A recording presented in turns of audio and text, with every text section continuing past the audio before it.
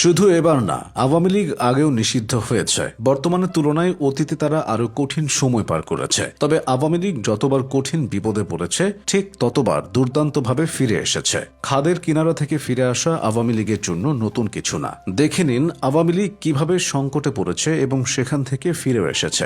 শুরু করতে হয় 1975 সালের 15ই আগস্ট দিয়ে। সেদিন শেখ মুজিবুর রহমান ও তার পরিবারকে শেষ করে দেওয়ার মাধ্যমে আওয়ামী লীগের শেকড় উপড়ে ফেলার চেষ্টা করা হয়েছিল। ওই দিন ঢাকা সহ সমগ্র বাংলাদেশ হঠাৎ থমথমে হয়ে যায়। দল হিসেবে আওয়ামী লীগ তছনছ হয়ে যায়। দলে প্রচুর ভাঙনও দেখা দেয়। প্রশ্ন উঠেছিল দলের হাল ধরা নিয়ে। এমন বাস্তবতায় 1981 সালের 17ই মার্চ দেশে ফিরে আওয়ামী লীগের দায়িত্ব নেন শেখ হাসিনা। দেশব্যাপী দল পুনর্গঠনে কাজ করেন। তাকে সহযোগিতা করেছিল বঙ্গবন্ধুর তৎকালীন সহযোগীরা। কিন্তু কাজটা অতটা সহজ ছিল না। আওয়ামী লীগের কিছু নেতা তখন সেনা সমর্থিত সরকারে যোগ দিয়েছিল। তাই দলীয় কর্মকাণ্ড চালানো কঠিন ছিল। অনেকে ধারণা করেন ভারতের রাজনৈতিক সহানুভূতি আওয়ামী লীগকে ফিরে আসতে সাহায্য করেছিল। প্রবাসী আওয়ামী লীগ নেতারা যেমন সৈয়দ আশরাফ, তোফায়েল আহমেদরা ভারতের বিভিন্ন শহরে সমন্বয়ের চেষ্টা করেন। 1982 সালে হুসেইন মোহাম্মদ এরশাদ সামরিক শাসক হিসেবে ক্ষমতা গ্রহণ করে। আওয়ামী লীগ ধীরে ধীরে এরশাদ বিরোধী আন্দোলনে যুক্ত হয়। যদিও প্রথম দিকে তারা নিঃস্ব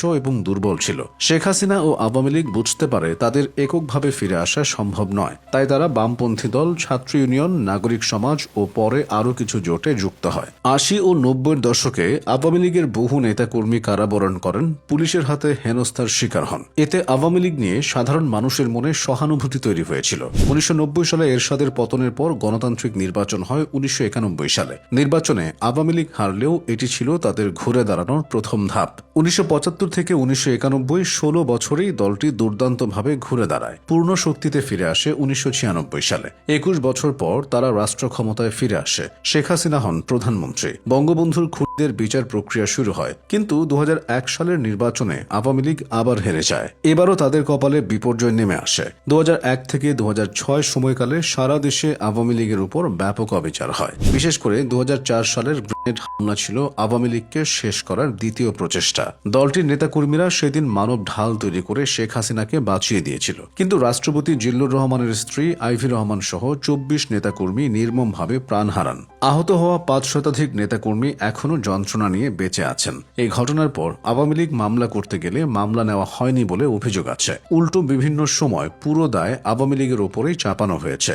দল আবার নেতৃত্ব হারানোর শঙ্কায় পড়ে যায়। তবে আওয়ামী লীগ আবারও শান্তিপূর্ণ রাজনীতি ধরে রাখে এবং জনসংযোগও বাড়ায়। তারা 2007-এ তত্ত্বাবধায়ক সরকার আসার আগেই সংগঠিত হতে শুরু করে। শেখ হাসিনা আন্তর্জাতিক সমর্থন আদায়ে কৌশলী ভূমিকা নেন, যেমন যুক্তরাষ্ট্র ও ইউরোপীয় ইউনিয়নের সমর্থন অর্জন করেন। কিন্তু তখনও বিপর্যয় শেষ হয়নি। 2007 সালে সামরিক ব্যাকিংয়ে তত্ত্বাবধায়ক সরকার আসে। দুর্নীতি বিরোধী অভিযানে শেখ হাসিনা সহ সব বড় নেতাকে জেলে ঢোকানো হয়। শেখ হাসিনা ও খালেদা জিয়াকে রাজনীতি থেকে বাদ দিতে চাওয়া হয়। এমনকি আওয়ামী লীগকে ভাঙার চেষ্টা হয়। তবে 2008 সালের নির্বাচনে ডিজিটাল বাংলাদেশ, শান্তি ও উন্নয়ন এই 3টি বড় বার্তা নিয়ে দলটি ভোটে যায়। তারা ঐতিহাসিক জয় পায়। এরপর টানা 16 বছর আওয়ামী লীগ দেশ চালিয়েছে। কিন্তু 2024 সালের 5 আগস্টের পর থেকে দলটি স্মরণকালের সবচেয়ে বড় সংকটের ভেতর দিয়ে যাচ্ছে। এবার আওয়ামী লীগকে নিষিদ্ধ করে সংসদে বিল পাশ হয়েছে। তাই এবার আওয়ামী লীগের ফিরে আসাটা পাহাড় ঠেলে সরানোর মতোই কঠিন হবে। আওয়ামী লীগের কপালে কি প্রত্যাবর্তনের গল্প লেখা আছে, সময়ই সব বলে দেবে।